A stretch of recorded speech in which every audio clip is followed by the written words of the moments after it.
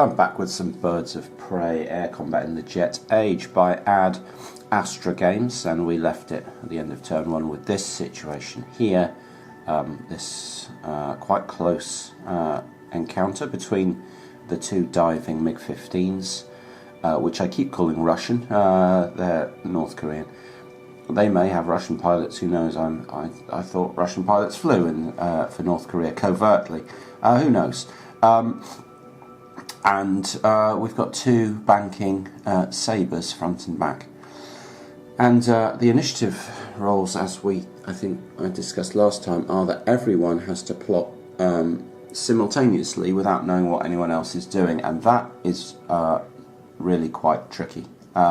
It would be far easier for me if I could see what some aircraft had done, both in terms of what they were capable of their performance and what they were doing, to base other aircraft decisions off. So trying to come up with a plan for all four in two groups of two simultaneously without one impacting the other is quite challenging.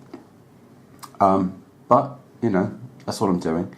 So I did a plot for Sickle 6, which is that MiG there, the back of the pair of MiGs, the furthest away, because he's got the lowest initiative, and I thought I might as well do it in initiative order. And now I'm doing Primo 1, who is this lead F-86 Sabre in here. Now, he is causing me, well, I'm having a think about that guy's plot. I'm having a think about it. I'm in the process of doing it. He's banked, as you can see, over in this direction. His cockpit is facing that way, away from all the other aircraft. So he's banked into a turn that would naturally pull him round there. So that's his most natural move, and so that's sort of option one. Do I like it? Not really. And there are a couple of reasons for why I don't like it. The first is, it is his most obvious move. So given that the Russians are having to, there I go again calling them Russians, given that the MiGs are having to choose or having to guess what he's doing, this move here is you know, a fairly obvious guess given the attitude of his aircraft and its bank angle and what it's done so far. This continuation of this hard turn would be a fairly straightforward guess for them to make. So that's one reason I don't like it. It's too obvious. The second reason I don't like it is you then look at that and you say, well, what's his wingman meant to do then?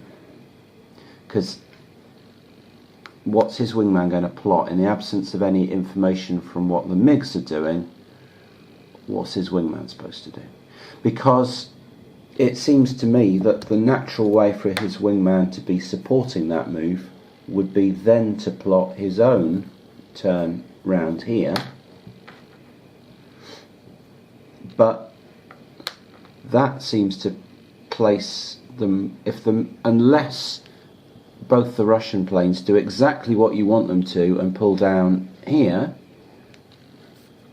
right in front of his nose, you're then setting your wingman up for other moves, you know, that the Russians might, the MiGs might try and make round. You know, they could try and do all kinds of things, and you could end up both in front of them. And that doesn't look like a great situation. You know, if you've both pulled in front of them and they're in the rear arcs of both of you, you're both going to have trouble fixing them, spotting them, all kinds of problems. So the alternative then for the wingman is not to do that, but if he doesn't do that, then he's coming over here, or he's making a turn this way, or but his options are then for the two American planes to split and separate. And I would say then that the Russians, the MiGs, whatever we're calling them, the MiGs, have accomplished their first goal, because they've split the leader up from their wingman, and they can now select a target, while one of the aircraft is spending, precious seconds having to reorganize. So let's have a think about some other options. So I'm still here considering the move of this front Sabre here, and another option that he's got would be to roll that way and then pull a turn more round in this direction, and that has some dangers to it, in that maybe he's placing himself in a very good spot for the MiGs to close him, continue staying, dangerously on his tail, maybe. Although it's less predictable than going this way. But also it keeps him in touch with his wingman in a way that looks more beneficial to me, at least. So what would I think his wingman might do? And I think his wingman, given that they're all at the same altitudes, might look to pull a climb here and try and stay in this sort of area, but he might pull into a climb and maybe then roll over onto his so that his cockpit's down, and pull a roll so that he's inverted with some altitude up here, facing this way maybe, supporting his leader, so that you've got essentially one plane. Meow. Yeah. Oh. Let's see if I could draw them. I probably can't. So then you got one guy, here, like that, with his cockpit there, and then the other one sort of here, but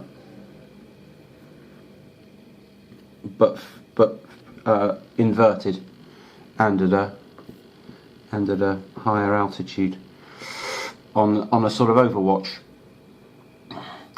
And I that looks kind of okay to me as a plan. It may be complete garbage for pilots out there, but I don't care.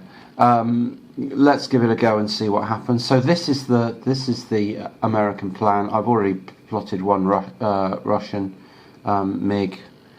I keep calling them Russians. Let's just call them Russians. Let's move this whole conflict to Afghanistan or something. So yeah, I've plotted one of those. The other one is actually going to be fairly limited by his aircraft performance, given that he's in a 60-degree dive that he's trying to get out of. So his options are not going to be huge unless he wants to continue that dive and do something else, but do something quite weird and lose a lot of altitude for reasons known only to him. Anyway, this is going to be the Sabre's plan if I can work out how to plot it. Okay, so have decided what to try and do with, or what to do with Primo 1, the front Sabre here. Let's actually try and plot it on the tables. So, against my better judgment, I'm going to try and do this just quickly on camera.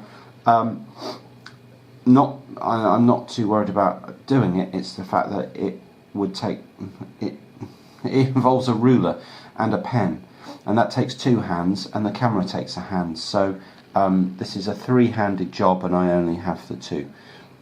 We'll battle through though.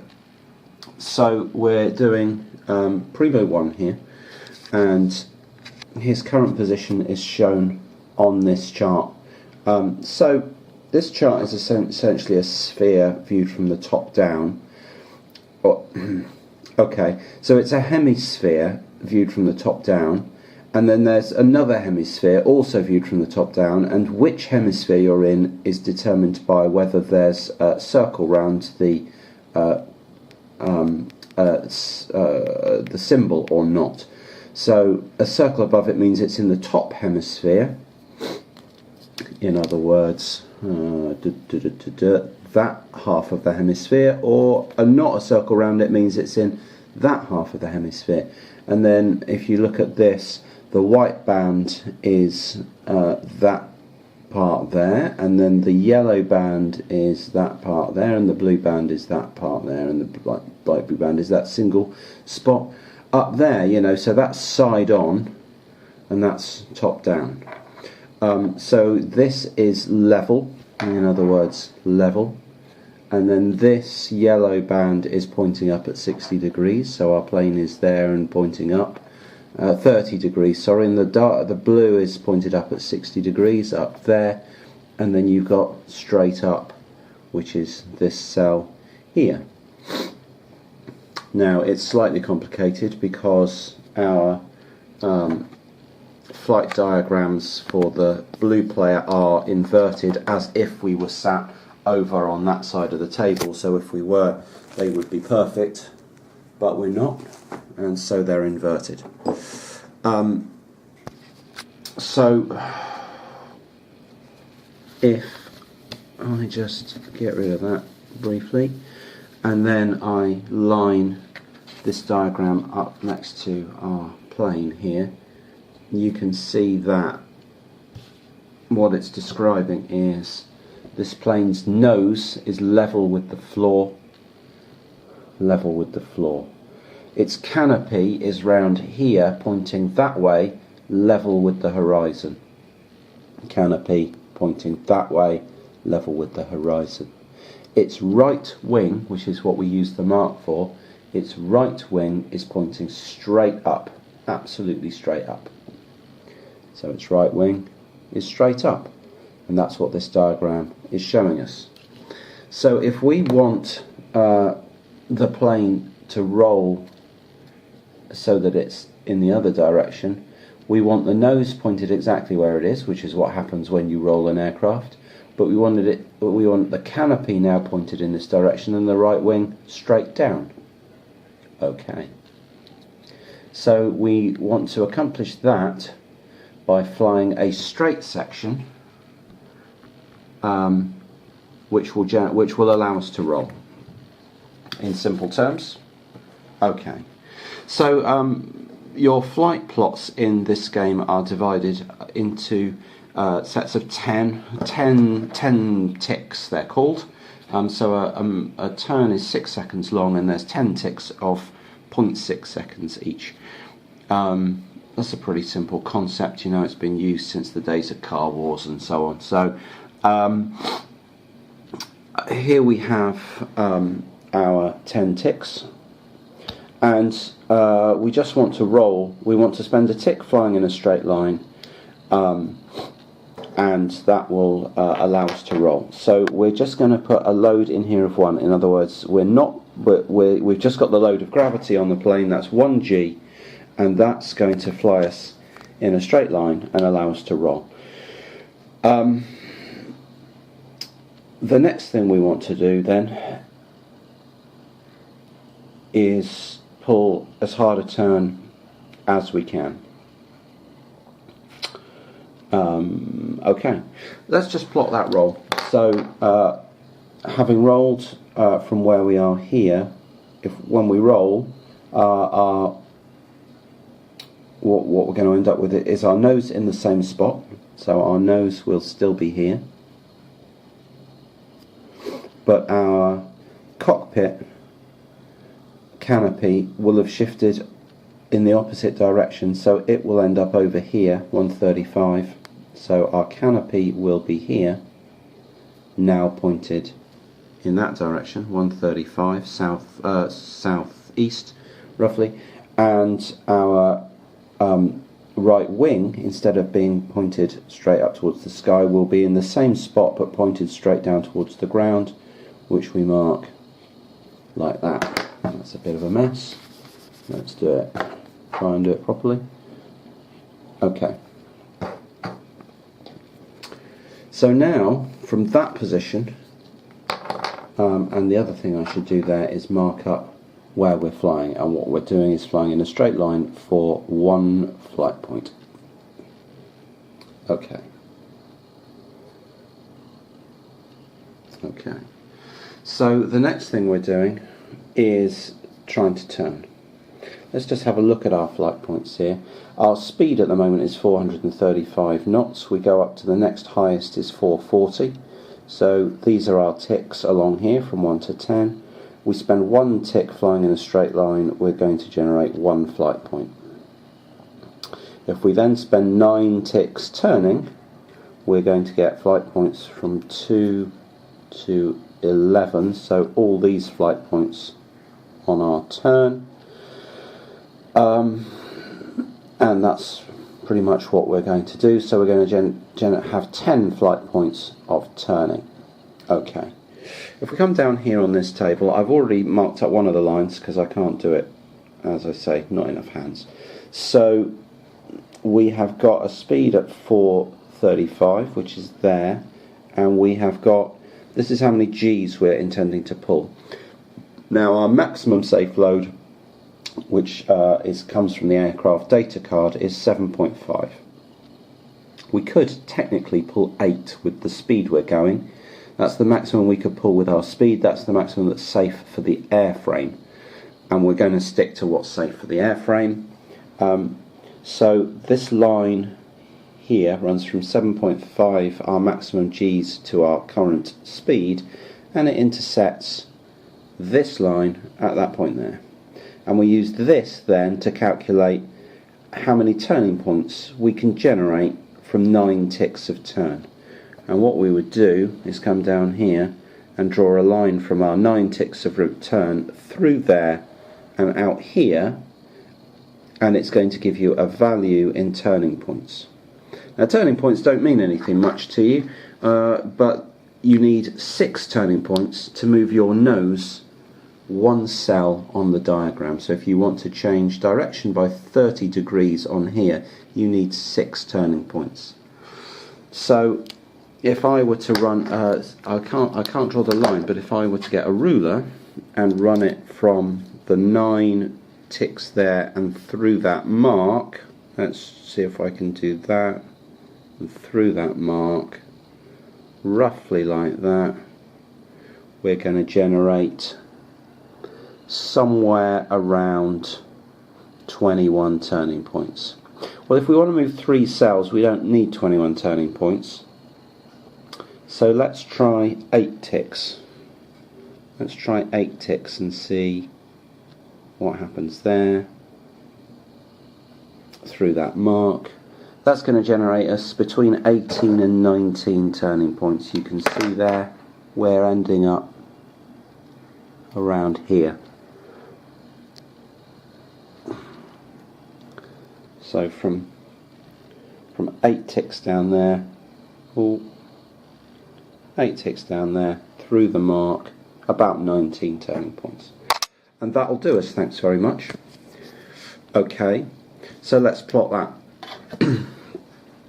So we're going to now run a load of 7.5 G's for 8 ticks. 7.5 G's from ticks 2 to 9, so down here. Okay, that's going to leave us a tick left. Now let's just work out what we're going to do with those, with all that turn. So we can move, when you pull turns, you can move your nose towards your canopy. Our nose is here, our canopy's here. Great. So we can move our nose 3 cells because we've got 19 turning points. So we'll 1, 2, 3. So we'll end up with our nose here, and our canopy will pull 1, 2, 3 into here. Great. With our wing still pointed straight down at the floor. Alright, that looks pretty cool. Then we've got 1 tick left. Let's fly a straight tick with a load of 1. And the reason I want to do that is because I think I want to roll again. And the reason for that is that we're going to flip our aircraft so it's going the other way and turn around here, round in this direction. If the MiGs end up over here somewhere, am I going to be able to see them? That's the question. Maybe actually I'm just going to fly 1 straight and not roll, and leave my cockpit where it is. The reason to roll would be if I could get my cockpit pointed towards the floor, if I could fly inverted, that might give me a decent field of vision, especially since I'm higher than the MiGs. I've got more altitude and I'm not losing any, and they're diving. If I roll so my cockpit is pointed down, they're going to be above me, so give me a good, they're going to be above relative to me. I'm going to be looking down on them, and hopefully, even though they might be in my tail area behind me, hopefully I've then got a good view of them. Alright, let's do a roll then. So let's plot a final 1G load there, just a straight segment where we're going to generate some roll points, and we're going to then move our cockpit and wing. So our nose is going to stay where it is as we roll, but our cockpit is now going to move in here so that it's pointed straight down, and our wing is going to roll round away from our cockpit over here, and that is going to be level, so we're going to be inverted. So that's going to be our plot of our move, and you don't have to do that many of them, so you can kind of remember what's going on there. I know it looks like all kinds of symbols, but so the other thing we have to do is work out, we put a 1 in here for 1 flight point. We've got 10 flight points with our nose on a vector between here and here. Actually, no, we only took 8 ticks doing that, so we've got, we took 8 ticks doing that. So we've got from 2 to 9, we've got 7 flight points doing that, and then 2 flying straight. So we're going to have 7 flight points here, trust me on that, and then we're going to have 2 with our nose over there. Great. So that's going to be our 1, 2, 3, 4, 5, 6, 7, 8, 9. No, I've got that wrong. We're going to have 8 flight points here and 2 over there, because we've got 11 flight points in total. We've got 1, 8 and 2. Okay, and that's going to be important when we come to actually move the aircraft on the map, is knowing what direction your plane's pointed and for how long, because we translate these numbers into moves on the map. But it's pretty straightforward. That's Primo 1 plotted for now. I'll do some tidying up and carry on and try and work out what Primo 2 is doing. We had a plan for him to roll in, pull him up, and then roll him also onto his roof so that he's got some sort of look down on the Russian diving, Russian MiGs, Korean, whatever. I'm going to keep saying Russian, and I'm going to keep correcting myself. And then we'll finish off with Sickle 5, but I'm not doing either of those on camera, because you can see it does take a bit of drawing and a bit of writing and so on.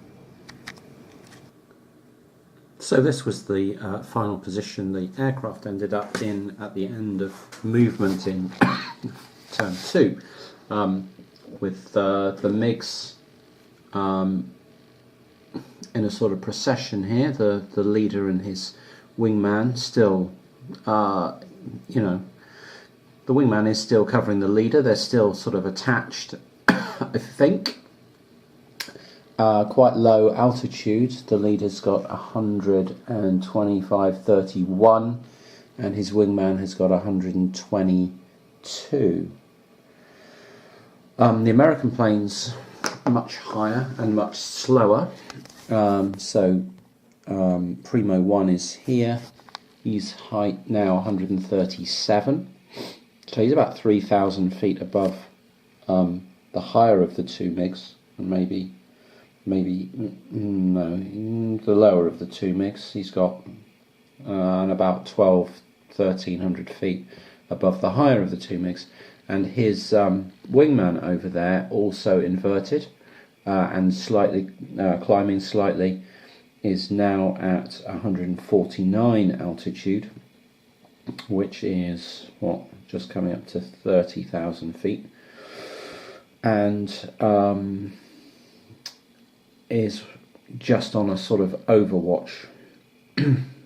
So they're down to 380 and 400 knots respectively, the two MiGs with plenty of speed at 480 and 505, but a couple of thousand feet lower. And so the two sets of aircraft are not fully engaged right now, but it feels very dangerous. It feels like, you know, you can't just sort of do nothing. You can't just fly in a straight line, or you know, just fly gently. There's still lots of possibilities to get shot at here. I've just checked the G effects, and American pilot Primo 1, who pulled 7.5 Gs this turn, narrowly avoided the greying out. He ended up, this was his crew G effects calculation. The crew effort comes from his early G training, and that gives him a roll on a table on the 8 column. And what he needed was modifiers that added up to more than 7, because you can see the load he pulled doubled minus 8 gave him an effect of 7, and he had to get positive numbers that beat 7, because that was a big minus, and he ended up with a score of 0. I know that calculation probably doesn't mean much, but it doesn't mean much to me either. It's just a calculation, but his modifiers come from spending an action point to fight the G effects, and from having an early G suit. That was a +4, and he rolled on a table and got a 3 result to get a total positive score of 7 and a negative score of 7, and anything less than he would have greyed out, which would have been bad. The sort of effects column is here. You can have you've got this pips table, and a lot of the time when you're trying to get results, you're finding what column you're in, and then you're rolling percentile dice, and you're reading reading down here until you find the next result up from your die roll, and you're reading back across there, and you're getting a result off there. So he was on the 8 column. You can see here that he rolled, I think he rolled a 35, and that went down to the 53 and gave him a 3. Had he rolled 32 or less, he'd have ended up with a result of 0, 1 or 2. So he had a 1/3 chance, essentially, of failing that G effects roll and getting greying out or worse. So he had a 1 in 3 chance of greying out. If we look at that, that may give you a better idea of what was going on than this calculation here. Anyway, now we've got to look at where all the aircraft are in terms of, I've got to recalculate their bearings to each other so that we can work out who's got the positional advantage and who can see which aircraft well enough to try and get fixes and or keep tallies on them. So the end of turn 2 then, and there were no successful fixes during the initiative phase. So we've got an initiative phase like last turn where everything is plotting and then everything is moving. So I've got to do all 4 plots before I move anything, which is more complicated than doing them one at a time, but you know, that's how it is.